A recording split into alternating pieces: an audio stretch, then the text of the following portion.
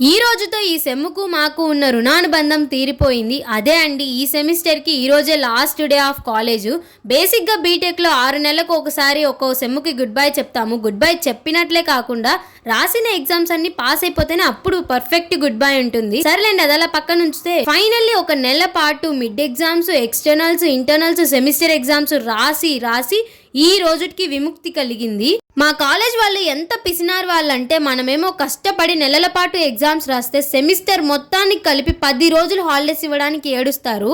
Sem అయిపోయింది అని ఊపిరి పీల్చుకునే లోపు నెక్స్ట్ సెమిస్టర్ స్టార్టింగ్ డేట్ కూడా డిక్లేర్ చేసేస్తారు. ఈ రోజు మా ఫ్రెండ్ బర్త్డే అనేసి మేము పార్టీ అని గోకాము. వీళ్ళెలాగో నన్ను వదిలేలా లేరనేసి దగ్గరలో ఉన్న ఫాస్ట్ ఫుడ్ సెంటర్ కి తీసుకెళ్ళింది. నాకెందుకు అంత తుత్తరో అర్థం కాదు. నేనెలాగో ఈరోజు నాన్ వెజ్ తినను, కానీ నాకు పార్టీ కావాల్సిందే. మెనూ కార్డ్ని అటు ఇటు తిప్పి ఒక దమ్ బిర్యానీ, ఒక గోబీ రైస్ ఆర్డర్ చేశాము.